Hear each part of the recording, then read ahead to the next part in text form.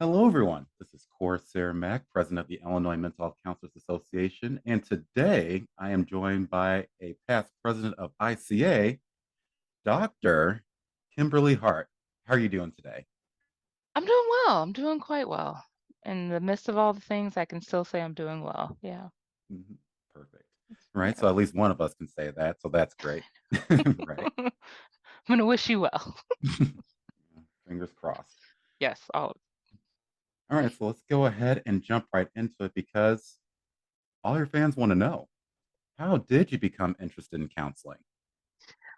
Oh gosh. So some of the fans, as we're calling them, may have heard this story before, but my kind of journey into the counseling profession actually started with my school in elementary school a little bit, but then mostly in high school. I happened to attend a parochial Catholic school that included annual retreats as a part of our curriculum. And so some of them were day retreats and like, freshman, sophomore year and, junior and senior year were overnight retreats. And just that dynamic of, kind of self-reflection and, connectedness to self at different levels, spiritually, emotionally, cognitively, was interwoven into my developmental years.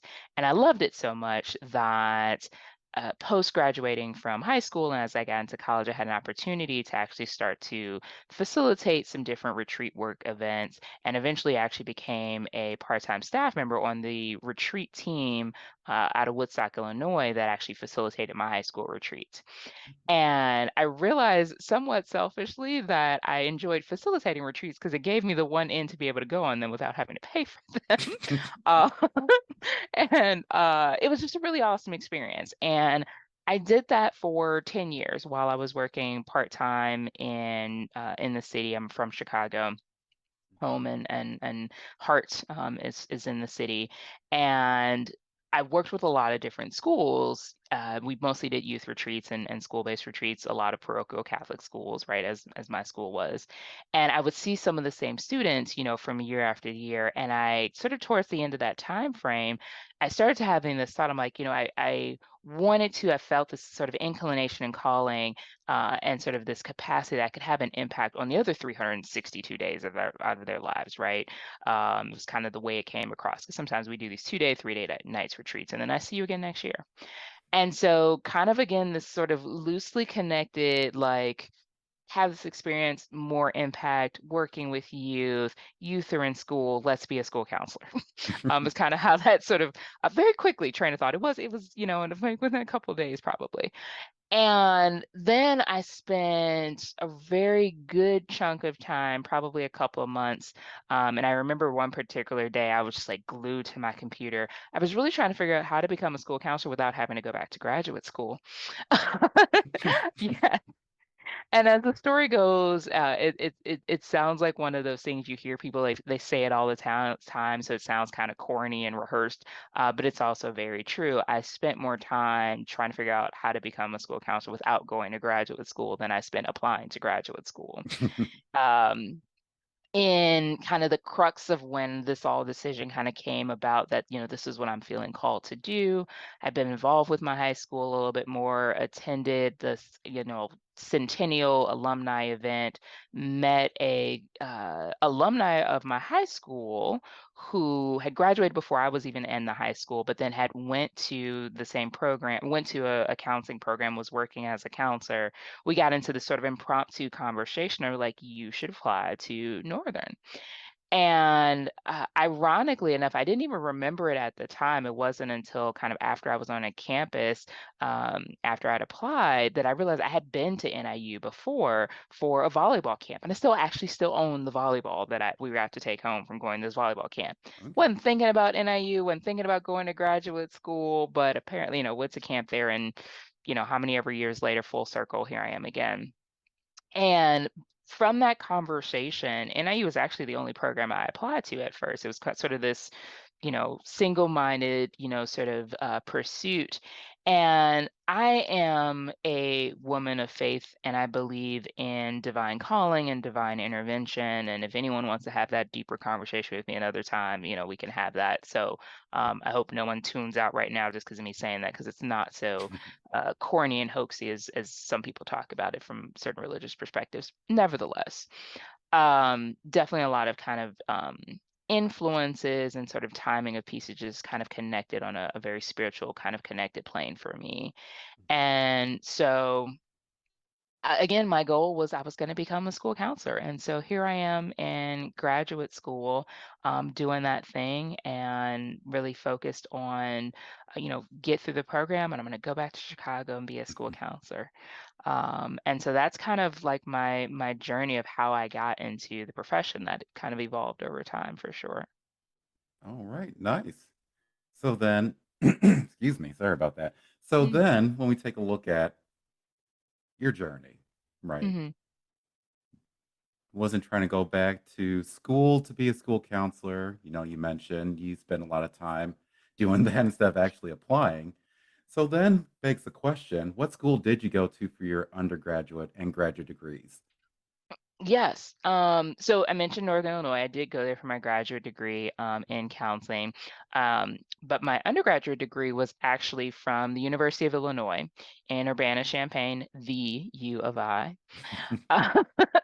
And there's something about undergrad that I think is just it has this influence on us, and I think it may be a U.S. cultural thing. I don't know how pervasive it is around the world, because obviously we know higher education around the world is very different. But as much as I still work at Northern Illinois University, and so this is where this statement is about to come from. I enjoyed my graduate education. I enjoy working at NIU, but I am an Illini for life.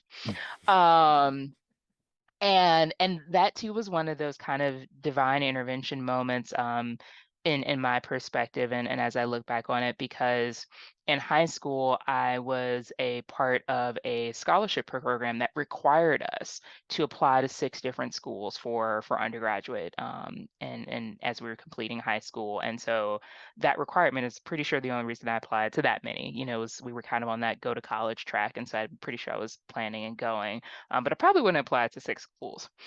And U of I happened to be sort of one of their promoter schools. And so it was like, apply to 6 schools, and U of I needs to be one of them. And so because they required us to apply, I applied.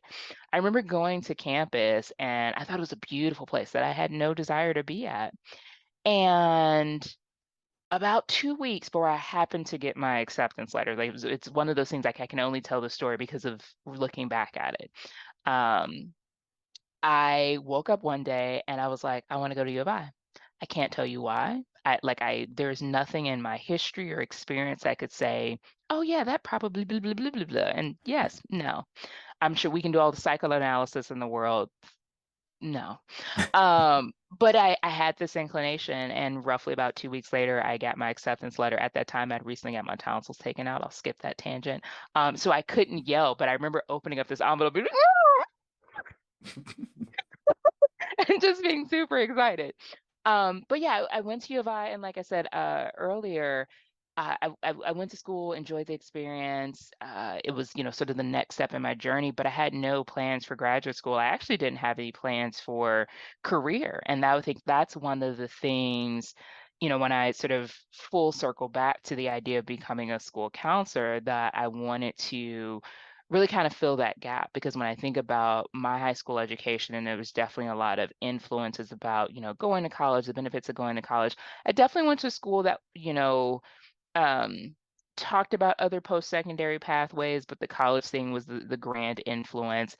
But I can't tell you that I ever remember anybody talking about why you go to college, how you choose what you study in college, what you're supposed to do afterwards, or the fact that college was somehow remotely connected to getting a job. And so for me, it wasn't. I studied some things that I enjoyed, that I had really been excited about. I started as a math and computer science major because there were things that I liked. Math was easy and fun for me, and I really enjoyed computers and science. And I learned very quickly that liking computers and enjoying science are not the same thing as computer Right? science. No, it's not. Not. And as much as I love math and thought it was fun and easy, It wasn't really a passion pursuit.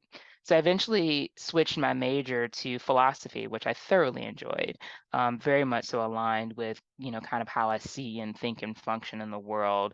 I love the Spanish language. I think it should be the world universal language everywhere. It's just a beautiful language. And so that was my second major originally. That eventually changed to a minor in glass sculpture. We'll skip Oh, the tangent. Yeah, it was awesome. It was great. Um, and so I did the college thing. I graduated. It was awesome, and then now I need a job. And so I found myself back in Chicago, um, just looking to work and pay bills and, move. I wanted to move, and kind of live on my own. And so did that thing, and then I kind of shared with you the catalyst for applying to graduate school. What I didn't anticipate, know, or still have a grand full understanding of beyond sort of again divine calling and purposing is that while I had went to graduate school so I could do this school counselor thing because there was no way that I could find to become a school counselor without going to graduate school. Immediately with being at NIU, and I think this is definitely a credit not just to NIU, but programs like it, whereby which in the course of my education, I not only learned about school counseling, but I learned a healthy amount about clinical mental health counseling and other aspects of counseling and specializations. And it drew me beyond what I knew. And so, had I only had a school counseling degree and it was all focused there, I would have become a school counselor probably.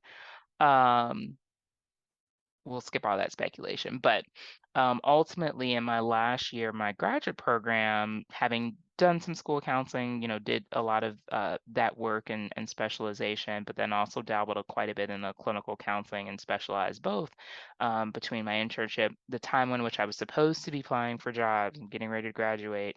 I found myself with no motivation to do so. And a series of circumstances that I won't go into all of those details. Um, Series of just kind of events and circumstances where I ended up applying to the doctoral program. And I remember when I was sitting in my first doctoral class, which happened to be the same summer that I was finishing my master's internships. There's a little overlap in my life. right. um, I remember having this just connectedness and like excitement and like everything making sense and just feeling right.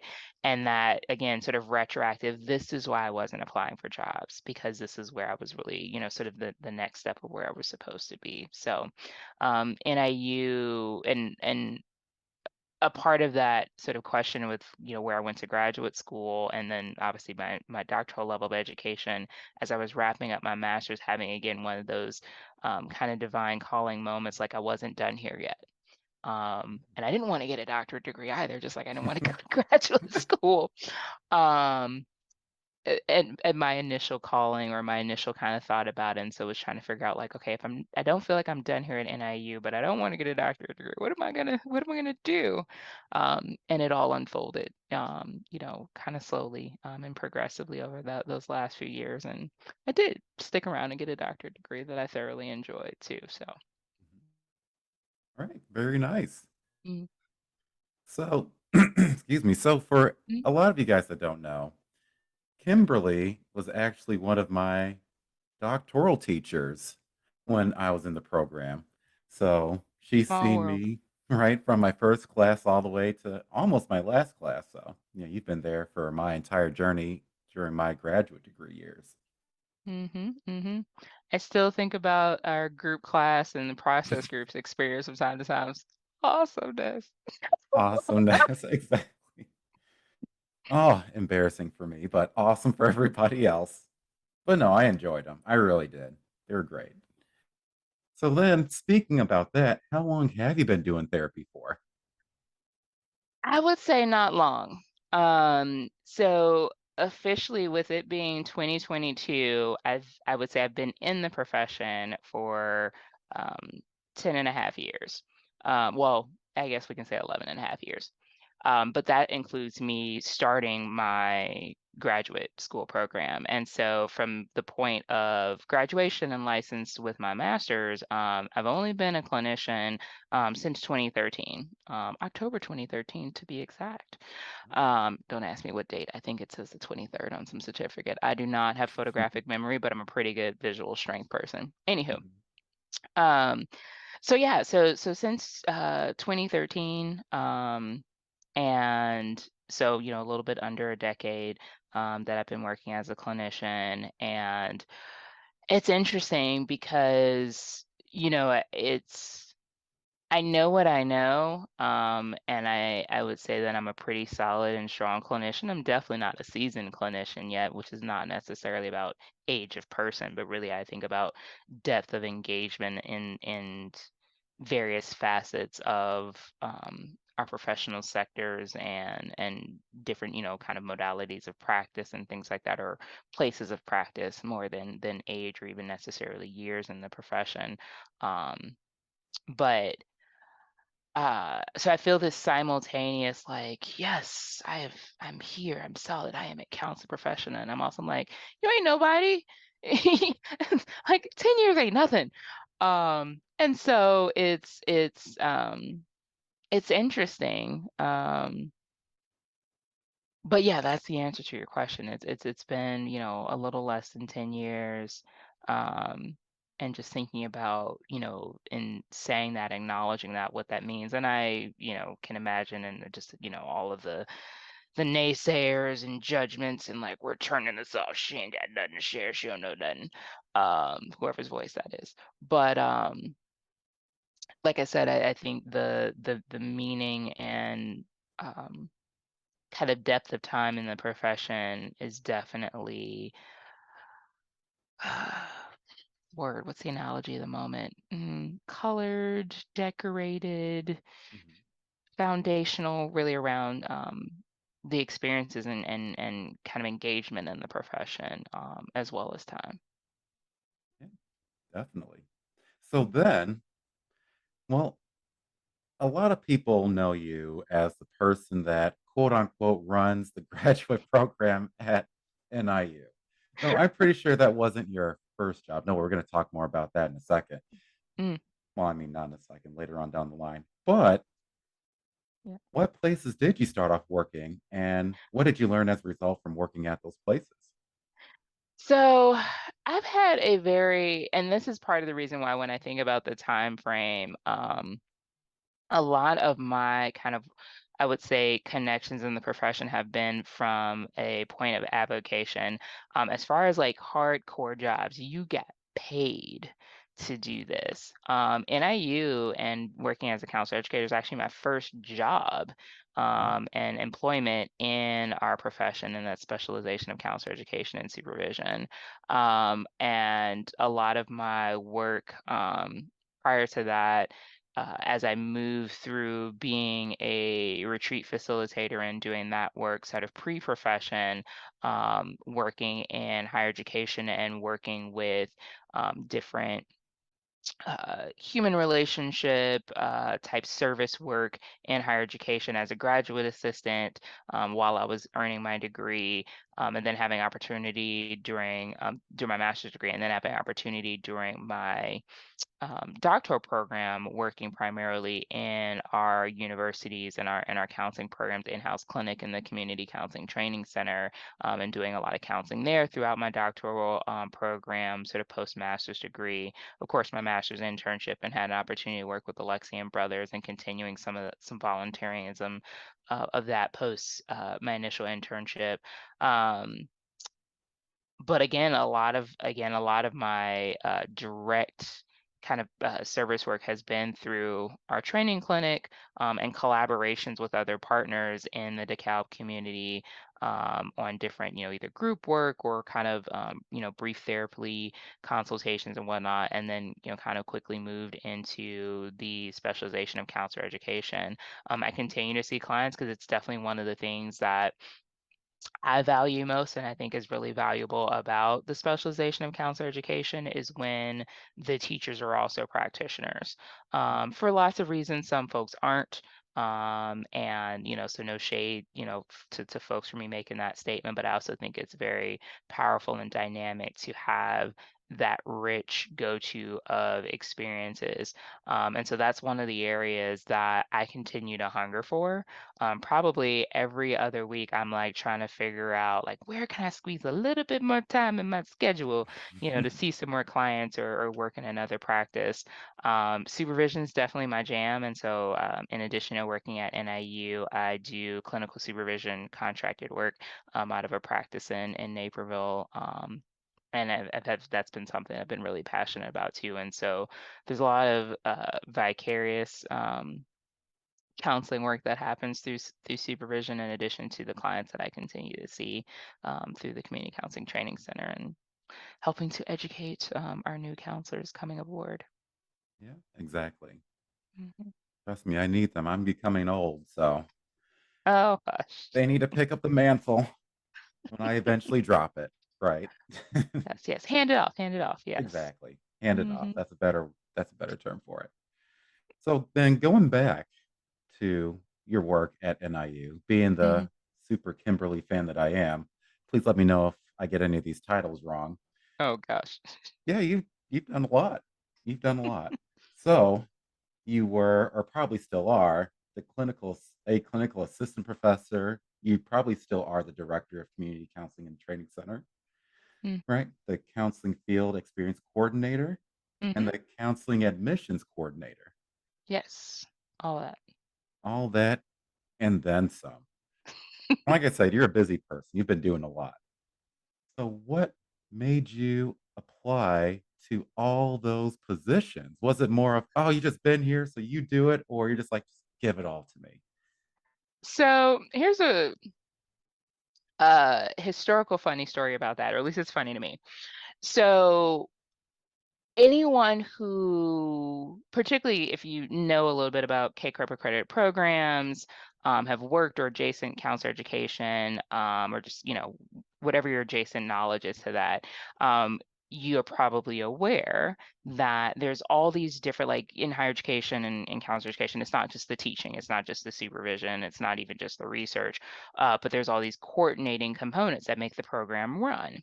Mm, And different institutions facilitate that differently, with different liaisons and X, Y, Z. A lot of institutions that I've had contact with and consult with, and how NIU used to run, that there's different faculty member that a part of their service, in addition to their teaching, is facilitating some of those different aspects. mhm, Admissions, we have our own in-house clinic, so somebody's coordinating that, X, Y, and Z.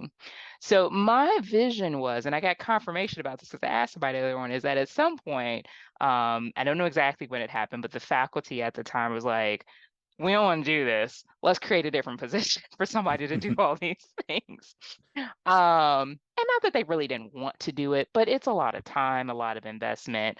And if, there is a designated person, have a little bit more continuity of experiences versus if the faculty are trading out those roles, particularly with the clinic. And I think about how it has evolved over time, that if it was just, a faculty member kind of doing some coordination and switching that off every 2 years, not that it was impossible, but it definitely, I think, would have a different feel and flow and functionality and service to our, university community, as well as the larger DeKalb community, than, it does today. So that position was created, which definitely predated me. And I had a great opportunity. Actually, my graduate assistantship during my doctoral program was working with the director of the Community Counseling Training Center, who was also the admissions coordinator and field experience coordinator at that oh, time, as well. So the position was created, that originally started out as a staff position, and moved into a clinical faculty role to facilitate a lot of those coordinating components, and then also facilitate, clinical supervision and teaching our practicum and internship courses. And so what was interesting, though, one, being a graduate assistant in that office and getting kind of see some of the inner workings, myself and two other graduate assistants that were like field experience graduate assistants, CCTC graduate assistant, admissions, we, kind of supported the different components of that wheelhouse together. we got sort of one of the first communications when the director was moving on. And I remember two things that happened at that time. I was like, oh man, this is gonna suck. And then I was like, I would like your job. And and at the time, I'm in my program X, Y, and Z, and so I was not eligible for their job. We eventually did a search, and X, Y, and Z. Eventually, um, the initial search. We had a lot of folks that really wanted to work at NIU, but they really wanted to be counseling, faculty core, and sometimes. I think some of them maybe didn't understand what the position was, and some of them like it's a foot in the door. So once you meet me, you'll make me faculty anyway. I don't really know. But they weren't necessarily applying for that job. And by the time we did our second round search, I was eligible for the job. I had that grand old ABD on my list.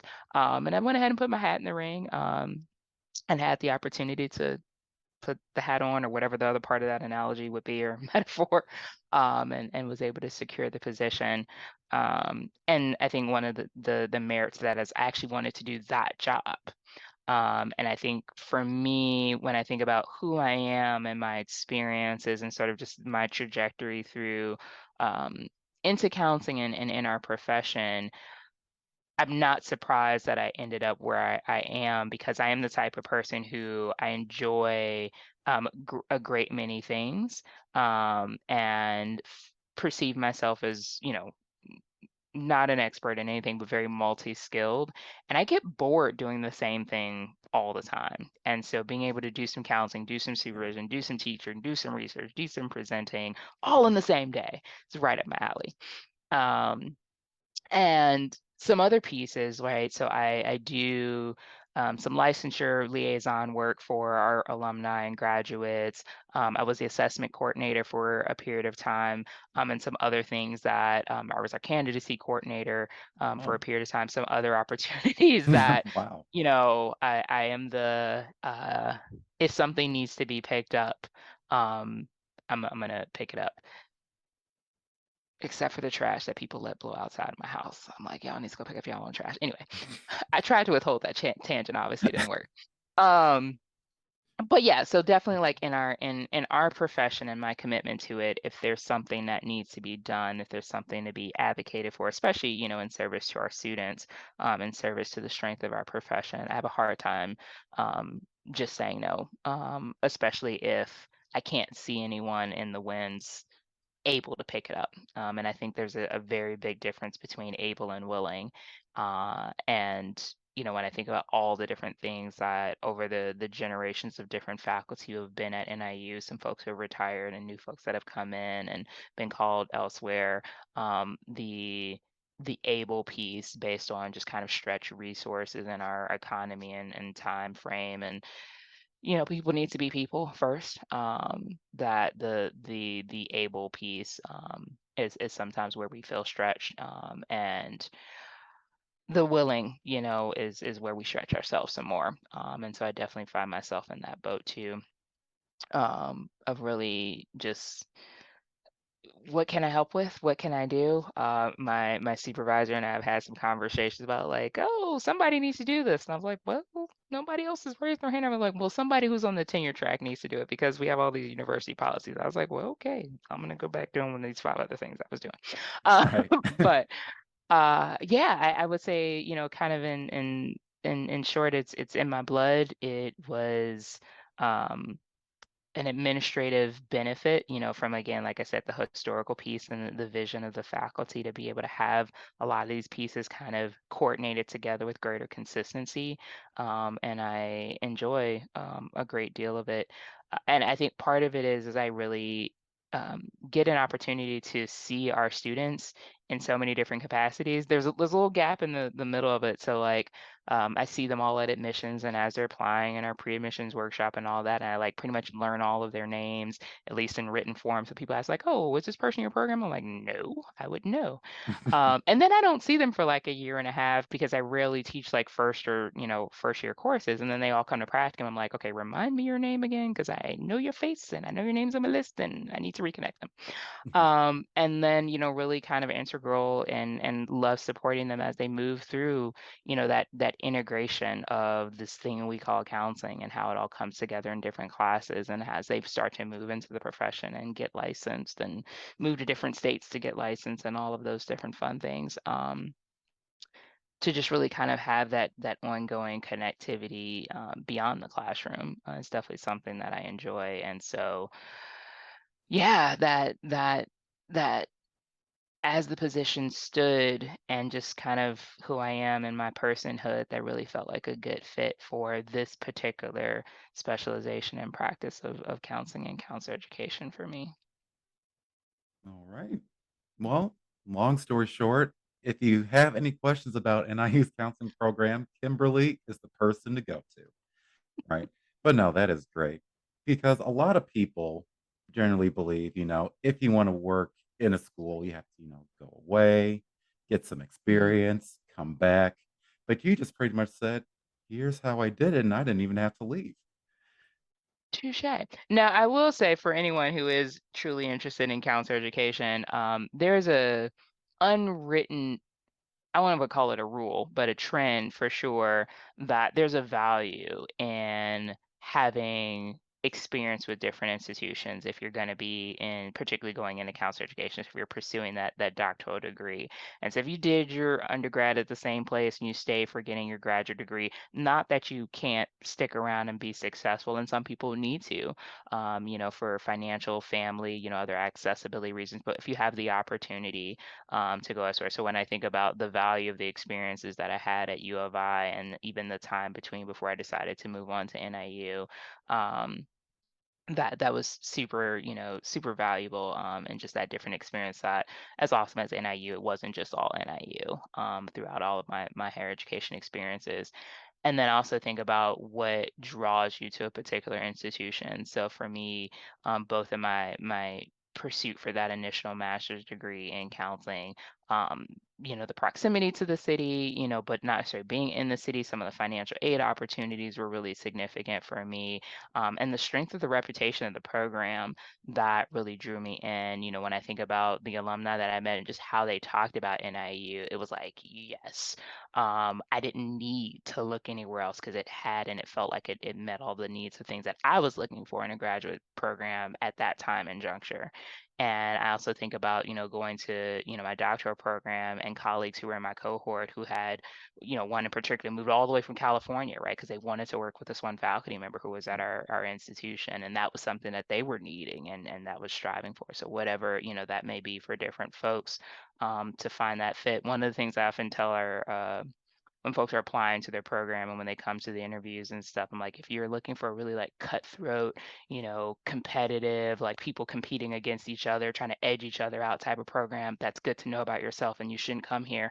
Because we're, we're not that program. We're not going to meet that need for you. So hey, whatever your needs are, whatever your vision and wishes are for that continued professional development, um, not just at the master's level, but like, conferences that you attend, the types of workshops and engagement or focus thereof, seek that out, deepen dive into that specialization, go for what you're passionate about, what wakes you up and gets you excited about doing this very challenging and sometimes arduous and life-giving, and sometimes, I don't want to say life draining, but just heavy work sometimes. The more you love it, the more you're connected you feel to it, the easier it is, the more functional we can be in it, the less like we are to burn out from it, because it's a giving cycle. Oh, yeah, definitely. I 100% agree with that. Thankfully, like she mentioned, it's not cutthroat. I'm still alive, right? Or I know, got to make sure all my limbs are still there. Yeah, yeah. So, being a part of a school, a lot Hmm. of people associate school with work, right? Hmm. And you've put in a lot of work, especially with the publications that you've done. So, to remind you of a few of them, again, I wrote these down because I was not going to memorize them. A lot of long names here. But the first one we have here is Color Conscious Multicultural Mindfulness Training in the Counseling Field. Another one, Complexity and Intersectionality of Crisis and Trauma in Counseling Those of African Descent. And another one, Multicultural Inclusion, a phenomenological, I messed that up, study of men of color who are professional counselors, among others. So, what is your process for starting and working through publications? Do you have a set, I have to start here and I have to end here? Or is it just going to happen when it happens and I'm just going to go along for the ride? It's kind of that second example that you gave, and actually that's very influential on why I really enjoy being clinical faculty and not being tenured faculty. I've There's lots of things that I love doing, and I wouldn't say the moment, but like the get to versus the have to has a really dynamic influence on just the excitement of it, I wouldn't even say the motivation or the follow through. When there's things I'm supposed to do, I will do them, but I enjoy them more when it's a more of the get to side of things, um, versus the have to. Like, I have to make sure I publish, twice this year. And I'm currently right now working on one, two, three, 4, 5 different publications, and they're in different phases, but they're actively being either collecting data. I think I just submitted my last of my IRBs for these projects. Another that we're doing some revise for resubmit with a publication that should be around the corner for hopefully publishing next year, and two that'll be drafted for submission by the end of this year. And so, like, I would meet that expectation of like, you should, we're expecting you to.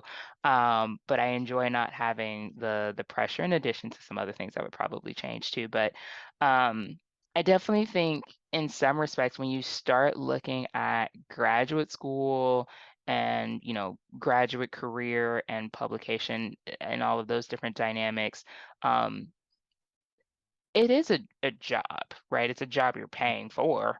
But I think about that idea of like, I'm developing my professional identity, I'm developing my professional practice, and that it just kind of hopefully continues from there. And like I said, every institution, every faculty is a little bit different. I've talked with some folks who've experienced sort of that, like, not just gatekeeping from like an ethical, legal, professional aspiration, but from that, like, here's the gate. You're not one of us until you pass through the gate. And but now you're on the other side of the gate, and like, what do I do? Figure it out. Um, Oh, Right, yeah. and versus sort of that, "Hey, there's the gate. This is how you get towards it." And when you get through, like, sort of that, yeah, you can't quite walk through the gate yet, but I'm gonna help usher you along to it and, tell you what's on the other side of it and walk through it with you, and connect you with some folks, that are gonna, take you further in it along the way. And so, um I really, when I think about the work piece of it all, that to me it all folds together, and I think that's where this is probably super loose association tangential, but it very much so kind of folds together in sort of who I am, what I've studied, and what my professional manifestations are today. So as a tangential example, I remember when I was sitting in one of my doctoral classes, and we had certain classes that we were kind of cross cohorts. There were some people from my primary admitted cohort and a cohort above me, and whatever we were talking about, I think it was in our theories class and our advanced applied theories, and the disclosure that I was a philosophy major in undergrad came out. And folks that I had other classes with, prior to that, so we all kind of like knew each other to a certain degree. There was this like very large looming, oh, that makes so much sense. Um, and so the connectivity of what I decided to study in undergrad and how I show up and how Mhm. I process information and all of that just kind of all flows together. Right. And similarly, so in the work that I do and how I think about our profession of counseling, that from the being in the classroom to, the internship work and the continued practice even as a counselor educator, and the importance of scholarship. And I teach one of the classes that I've taught the last few years is one of our evidence informed and research classes, and really trying to emphasize that scholar practitioner identity. Yes, psychologists, awesome, thank you, paved the way, a lot of great work, contributed to scholarship and research and evidence-based practices. And there's so much additional to be added to that and transformed and modified and looked at through that lens of the counseling profession and what's philosophically different. And so, between the work that I am producing to contribute to that, both looking at counseling and counselor education, as well as aiming to support that and talk about that and infuse that as normative for new practitioners, both in school counseling and clinical counseling. And those are two primary specializations at NIU where I work with marriage and family therapy and college, counseling and rehab counseling, all other specializations that, KCREP supports, and other institutions that are, KCREP aligned. And so really, doing what I can because again, I just feel that aspirational call and an enjoyment. The things that I research and scholarship that I do are part of my passion pieces as connected to gaps and growth areas and clarification areas within our profession. And in one respect, hoping to and aiming to model that for the students that I'm teaching and supporting along the way and supervising in addition to 'cause I just love it and 'cause it's valuable and, yeah. Perfect, perfect, and perfect. Which leads me to the next question. Mm. So, with those publications that I mentioned, what led you to focus on those topics? Um, some of it, kind of loosely stated earlier, or, passion pieces, whether it's been aspects of my own identity, as a woman of African descent, a Black American woman from the inner city of Chicago, and my own journey, into being able to even acknowledge that. Not from a place of shame, but purely from a place of I didn't always notice when I was the only Black person in the room. I didn't always identify as a Black American, woman or think about those aspects of my identity. I spent a great portion of like my adolescent and late childhood years trying to be a boy, not just be a tomboy. I was trying to be a boy so I Okay. could get my father's approval. It didn't quite work out, and it's okay. Um, but sort of the experience of my own life journey and identity of recognizing the multifaceted and multi microcultural aspects of who I am. Mhm. And as I moved into our counseling profession and, talking more about culture, multiculturalism, not only at the identity level, but also at the action level, when we're talking about social justice and looking at aspects of transcultural empathy and connectivity in the counseling profession. It was just very much so all fit into when I think about my journey that I didn't necessarily have the words for as I was living it, but really being connected to it. uh, Being a child of a predominantly Baptist family as far as religious background, but attending Catholic school for, elementary school and high school and how those bridge together because they very much so bridge for me where I know for some folks that they were at odds, but they were folded in together as a part of my identity. And so really having this, like I said, multicultural experience, and becoming aware of that through my education just kind of fueled my continued desire to explore that and explore that with other people and highlight this lens that is not always, highlighted, but yet super integral. And I often talk about, even when we talk about culture and multicultural and differentiating, when people are really saying ethnicity and multi-ethnic, but aren't actually attending to the numerous other aspects of culture and cultural influences.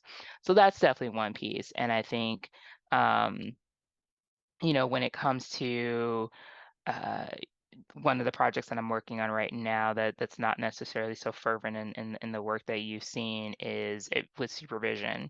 And as I tell my colleagues, supervision is my jam. Supervision is actually why I went on to do my doctorate program, with all the other influences and people saying stuff and me being like, no, thank you. And I didn't want to be called Doctor Nothing at the time. Um, the formal supervision, education, and orientation and preparation experiences was a main catalyst from like I want to do this because I want that experience, right? Yes, I can become a supervisor on my own in the field, but I want that like targeted focus, kind of, education and preparation experience. And so and at supervision before we had this interview scheduled, and I love it. Go. I and so that's one of those things, and I will say this because we all know, right? Like there's different approaches to counseling, different approaches to supervision. And I very much so kind of approach most of the things that I do in counseling from those foundations and roots that I have in retreat facilitation from a facilitator mindset and mind point. And so while I have developed, some knowledge and expertise in some areas and some mastery in some areas and all sorts of stuff that I still need to learn, I'm not always around. You can't do me. And so, and I don't say that from a place of arrogance. I say that from a place of humility. I can't walk around and just be like, all right, do this the way that I do. It doesn't work that way. And so I believe and take an approach to teaching and supervision where like I want to facilitate your efficacy in doing this when I'm not around. To be able to think about these aspects and elements of the human experience, and so that you can attend to them and notice them and then decide to do something with them. It's very little help for me to just tell you to do this, do this, do this, and you can't sit around with what is it happening in my mind that's telling you why you might want to even consider doing this, let alone I can't make you. So I really take that, like I said, facilitator, supportive mindset and approach in my supervision work. And so the fun part is seeing the evolution, right? That, I can watch some people do work, but I can also then see the change over time of what work that they're attending to, and how they're connecting with themselves to then better connect with their clients. And, things that I say that like, ooh, I know what you're getting at. I'm like, yeah, you do. Um, and those are the fun moments where you see that growth and change process. Mhm. And it's multi-layered, right? Because I'm a supervisor, I get to see the change in the counselor and the change in the clients. And I still see my own clients, so I get to see that too. And so it's just, growth is challenging and it's so much fun. And whatever catalyst that made me think and feel that influences, right, the work that I do, in, like I said, multiculturalism, in supervision, and looking at intersections of that work, um and valuing sometimes the undervalued, for all my black men in the world, and and wanting to see and needing to hear, and supporting their healing even when I'm not a part of that. But I recognize what is lost in our world through oppression and marginalization, and anything that I can do, or get out of the way of, so that that elevation of collective of diverse voices is elevated, and the dearth of, um, what is missing and squashed out in a lot of ways, of black male voices is something that too, I recognize, and then has fallen center in a lot of my work. And again, one of my dissertation, some follow-up work with my dissertation, as well as another study in counseling and clinical practice that I'm working on right now as well. Yeah, Yeah. definitely. That was deep. Very deep, but good to know also because that perfectly, of course, here, how do you do it? I have no idea. Right. But that perfectly segues into the next question because I know you mentioned that, you're there for different parts of people's growth and development. So not only at the place you work, Mhm. but also on a professional level. Mhm. So a lot of people don't know this. I do because, again, I'm a super Kimberly fan. But you were president of actually a few organizations. So, of course, you were president for ICA, also IASW, and ICSJ. A lot of organizations. True, there might just be three, but I'm pretty sure if anybody is ever president or will become president. It is a lot of work, and someone that goes through that 3 times definitely earns credit in my book. They gain my respect 100% no matter what. Oh, thank you. So what led you to run for president of all those places? Um, just for accuracy purposes too. So yes, ISGW and ICSJ and now ISIS, the Counselor Education and Supervision Mm. division, and maybe one day IAMCD, get all the letters out regularly. So I'm gonna be perfectly super honest. So one of the cool things, this is a financially cool thing about being president, is that after you're president, your membership is free forever. So, um, I will be super, super honest and transparent. While I do have this internal and kind of altruistic call to serve, um, there are that this is going for the back forward, right? When I Mhm. decided to nominate and run for ISIS, I was like, I'm gonna be involved with this forever. If I ain't got to pay for this, this would be great. So let's just go ahead and make that happen. So while that is not the catalyst for me engaging in leadership, it is definitely a bonus, and it was a strong influence on my most recent thoughts about presidency for ISIS and eventually for IAMCD. And but nothing, and I tell this to a lot of my friends all the time, and when it comes up with different students and colleagues, I always tell them, like, "Don't chase money." So yes, money has a lot of, important and essential functions in our society, Mhm. and when I think about the significance of, just the human experience, money has no meaning, in my perspective and belief system. And so, but like I said, free is free. And if it's something that I value anyway, I will take the free version of something that I value and want to contribute to. Um, and so that undertone under that is that I find myself kind of like with the conversation we are having earlier about my job and the many roles that I have added to. What was a core job position and even my interest in that core job position, the value of serving and the value of supporting. And I will also say, I can't help, as you ask that question, I think back to my high school senior year, in which I did not nominate, request, or attempt to run for, but some of my friends decided that I should be the student government president, I should Oh, be the Black student unit president, and I should be our senior class president all in the same year. oh wow. Yes. And what I decided was, and I went to a fairly small school, Mhm. was beside from my willingness, I have strong organization skills. And my friends were like, yes, you should do these things because you're good at it. Um, and so some of it, like I said, my call to serve is when I see gaps or opportunities in things. I don't need to be the president. I don't need to be the secretary. I don't need a title. But if I can help in some ways, I'm willing to do so. I'm wanting to do so. And so that's a part of just sort of my personal calling. I remember when the first time I sat in an ISGW or Association for Specialists in group work, at the conference I went to. So again, with NIU, strong faculty engagement in conferences and leadership and service and scholarship. And at the time when I was going through the master's program, a strong lot of folks are really involved with the Illinois Counseling Association. And so even when we were going to our pre-admissions workshop to see if we could get into the program, they were telling us, hey, there's a conference next week. You should go. I'm like, I don't even know if I'm joining this profession yet, but you're inviting me to a conference. That's kind of cool and little, I don't know. Um, Mhm. didn't go that year, mostly because the timing was like literally the next week after our interview.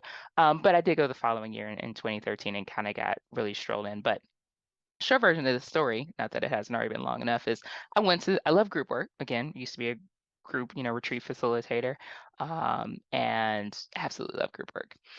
Miss it all the time. Want to do more of it.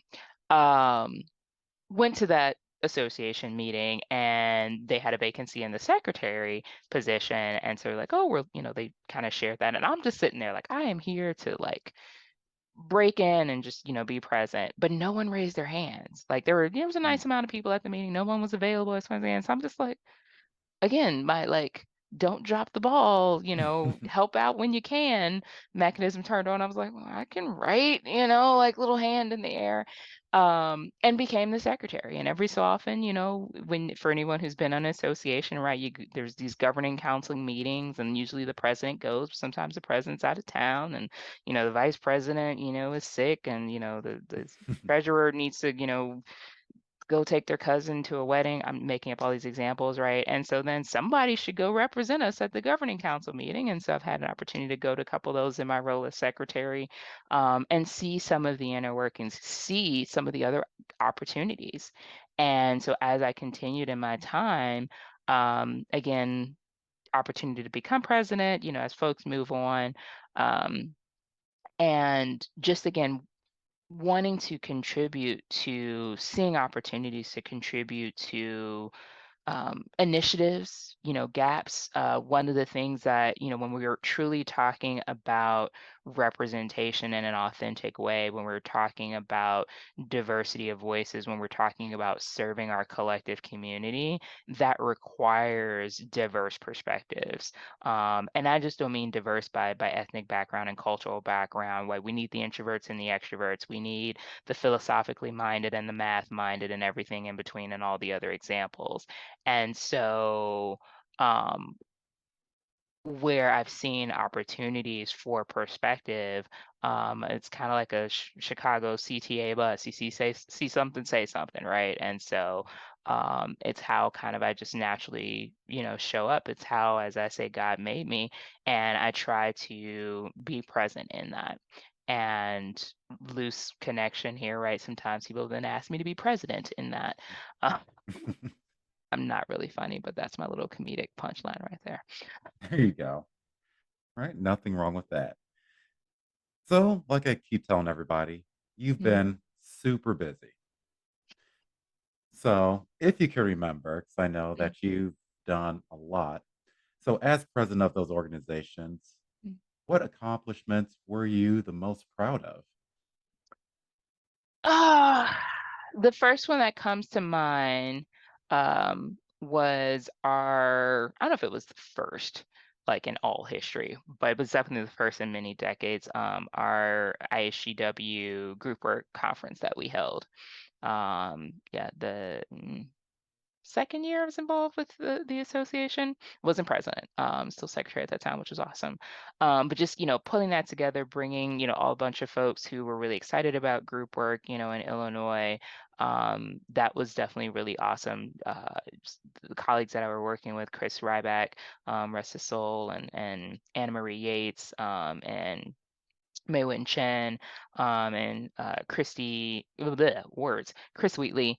Um, it was just fun, it was fun, it was passion, and it was service. And so that was definitely one thing I think about. And in addition to that conference and some other, collaborations and service to our association, our group work chapter in Illinois, or division in Illinois, as a chapter of the national association, we won the B Worley, group work, I forget the whole title, it was really long, but like, phenomenal, that's not the word, branch, whatever. And so I got to go to the group work conference and accept that for our division and our Illinois branch, and that was really fun and awesome. Just being recognized, having fun and enjoying what we're doing and seeing it at the local level, but then being recognized at the national level for what our state was doing in group work, was just really cool. And it wasn't me, right? Like it was a us thing, but I got to go to the conference and accept it for us and bring it back. Like, look what we got. Uh, and so, those are some moments that stick out. I think about, working, as I started working with ICSJ, and one of our other students, who is full circle thing. Dr. TJ Schoonover, who was a master's student at NIU and now faculty at NIU, he did dip off and get his doctorate degree elsewhere down in Arkansas, and then, returning now. And so, but he was working with ICSJ, and just even that example of like, as our students are getting involved and then reaching out, to faculty or the colleagues, because he reached out to me like, hey, we'd love to have your voice here. We're looking for more folks to service. And so just seeing students step into that leadership still as student. There were other things that we did and accomplished, but like that moment, was awesome to see. I think about other instances like that, where I've seen students as they've gotten involved in leadership and really step in and show up, and be collaborative as new members of our profession, emerging members of our profession, um, that are just really, exciting to see. Um, uh, when our conference, went online, in the course of our pandemic, our spring conference through ICA, and all the sadness. Like I was at the last in-person conference, and we're all like, don't get COVID, and no one's around. Not no one. We had a small turnout, um, but then hearing all of the feedback about like folks missing that and still loving the opportunity to connect and learn, and then being able to be a part of facilitating a really awesome and dynamic virtual conference that following year, during my time in presidency, and just seeing the turnout and hearing the feedback. Not Yes, I was a part of that orchestration, but the outcome of it, that people got so much out of it, that's the part that I love, and seeing that. And now our current president, Dr. Christina Wilkerson. I'm waiting to hear. I'm totally about to out her in this video, right? For anyone who doesn't know, she recently got married. So I'm Oh waiting to yeah. find out if she's going to keep the Dr. Christina Wilkerson, even though I know like I ever call her Mrs. Hill every time I see her, or where we're going with that. But same person, same Right. awesomeness, in our presidents, and just kind of seeing her evolution from I met her when she was finishing up her master's program. She attended a conference presentation that I was giving with a group of colleagues, in my cohort, some years back, and then just connecting with her.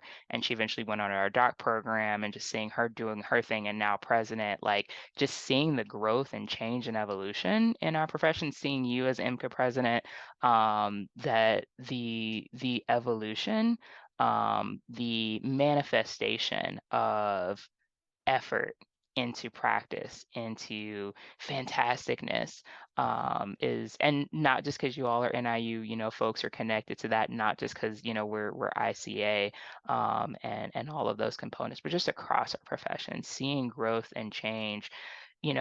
Counselors be able to bill for Medicaid and be honored there. Like those things are the things I get excited about.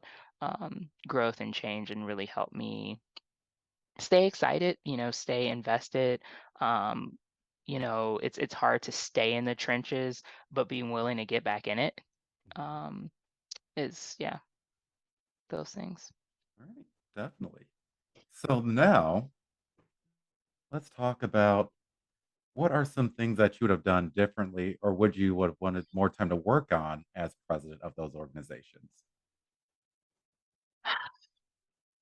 This may sound like a cop out answer, but I'm gonna say nothing, and I'll tell you why. The reason why actually comes from something that one of my men of color participants said during my dissertation research work. And they said something to the tone of, nothing can happen in a year, nothing can happen in 4 years.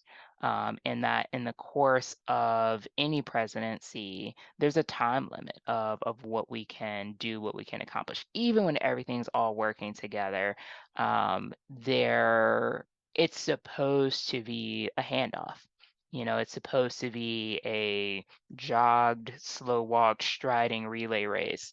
Um, and so I think because I believe that and I accept that reality. And because I can also point to things that I believe I contributed to, that I supported, that I added to, that I carried the bar over to someone else, to continue to move us collectively along, that's enough. I'm not a very ambitious person, which is probably like between me saying that I'm not an extrovert and then saying I'm not ambitious. Those are like the two biggest things that people don't believe when I say them because the evidence looks contrary, but the internal influences are very much so, as I speak.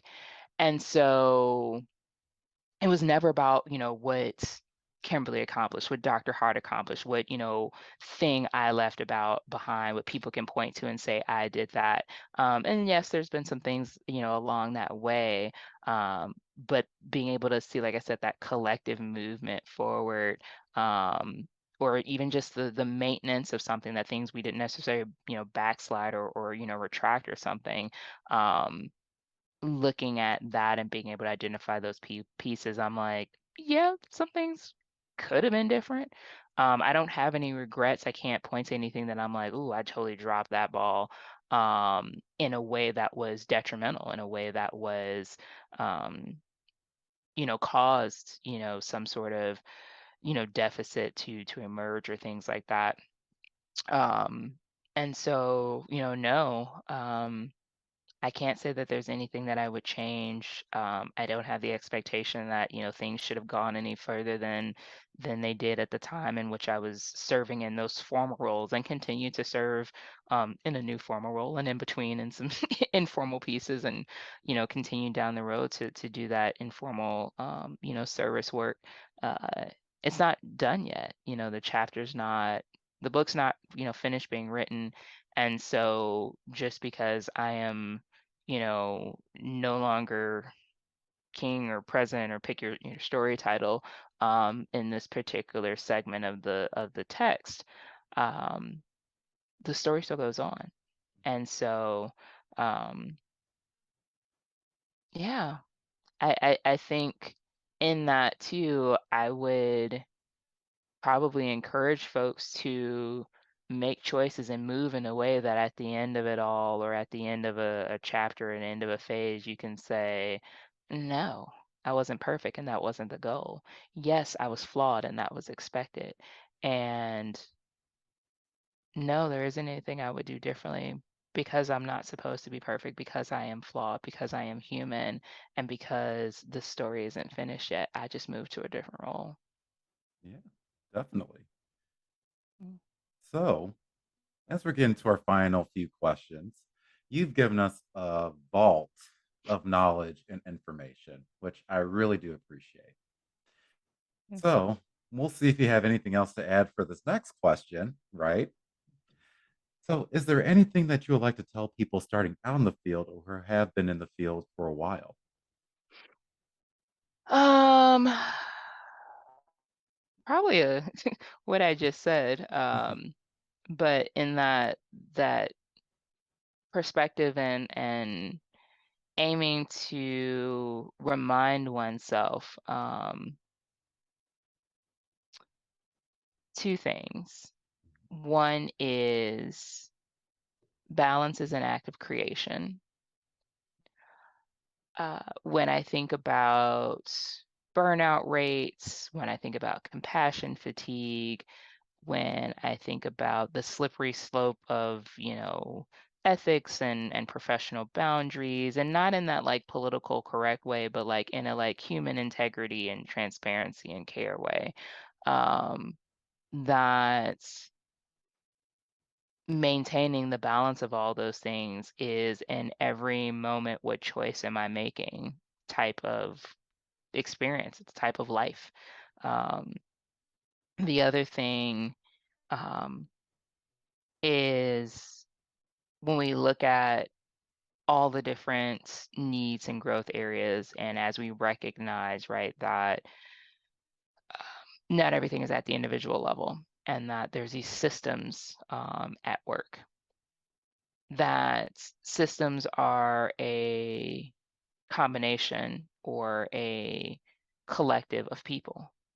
And so, again, the individual choices that we make to perpetuate, to persist in, to see something and say something, that keeps the system running the way that it is, or shifts even the system's awareness that it's, hobbling along, when a quick, move or shift, or not so quick move or shift, maybe an arduous, painful shift, maybe a very taxing and comes with some losses type of shift, but that serves and supports our collective humanity better, more holistically, more healthily, is worth it if you value it.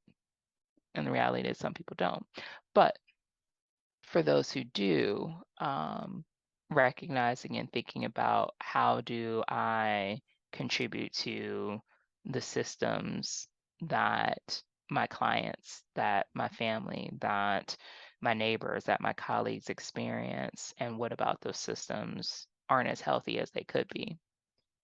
And as whatever, I'm sure lots of parents and teachers, whatever, right, whenever you're pointing a finger outward, there's four pointing back at you, or at least three and a thumb. And recognizing and then doing and showing up in that, knowing that you are perfect, in the sense when you think about the foundations and ideology of that word, of being thoroughly made, and not in the socialized pathological sort of way of thinking about being flawless, and we're not expected to be. That is not a function of our humanity, and that we are all differently and uniquely gifted, um, so that we can be better together. Yeah. And that's why I'm a super Kimberly fan. Dropping knowledge upon wisdom upon everything else. Anything, I'm you'll gonna, learn something. well, I'm gonna do this real quick. Mhm. You read that? Yep, I am because you are. Oh, that's nice. I think it's more than nice. Yes. Yeah, it touches deep right Mm, here. Well, wherever my heart is, but somewhere around here, it touches deep. All right. So then, before we get to the most important question of the evening, mm. is there anything else that you would like to say that I haven't had a chance to ask you? As an asocial introvert, no. No, I think you've asked some really great questions. And as a philosopher and someone who thinks pretty broadly, I think you've given a lot of space to, um, kind of allow the different, aspects from, kind of start and catalyst to kind of emerge. And so I'm pretty sure I could say some other things, but think it's been I think it's been a good flow, and hopefully touched on some different aspects and components that you were hoping to want to share with folks. Oh, yeah, definitely. Like I said, this is going to get a million views. I can feel it, or a billion, or a trillion. Let's not stop there. Oh, a social introvert who's willing to serve and help. Okay. Exactly. Shouldn't be this awesome if you didn't want all these views. Right. All right. So then, the most important question of the evening: where can people find you? The fourth floor of Graham Hall in DeKalb, Illinois. Ah, that is very true, and jokingly. Yeah, people can find me in IU's campus in DeKalb, as often as I can get there in the city. You probably can't find me on Facebook. Like, you can find my profile, but I am not very active on Facebook or most social media. Nothing against it personally. I like to be more present in, um, aspects of my life and living. You'll definitely find me at some ISIS, and ICA governing council meetings, at conference. I'm hoping to go to ACA, planning to go to ACA next year, presenting with a couple colleagues, continuing that scholarship route. Um, And, most of my students have my cell phone number, so, just hit one of them up and you can find me almost anywhere. But um, I do spend a lot of time and love spending a lot of time like during the week in our community counseling training center, supporting students and clients and doing some admissions and field experience stuff. So if you're in the area and want to sit down for a consult, the DeKalb is a nice little hub, I think, centrally in our northern Illinois region. But yeah, hit me up at NIU, send me an email. We'll schedule some time. Yeah. So that khart2 at niu.edu. That kind of rhymed. I'm not gonna lie. Right? Isn't it? Kind of cool. Mhm. See, we couldn't have planned that even better, even if we tried. Telling you the awesomeness just flows. See, this is why I'm a super Kimberly fan, and hopefully all of you are also. All right, but other than that, that will be it for our interview. Again, thank you, Kimberly. I really My do pleasure. appreciate it. My pleasure. All right, and you guys, that'll be it. So I'll see you guys at the next interview. Take care.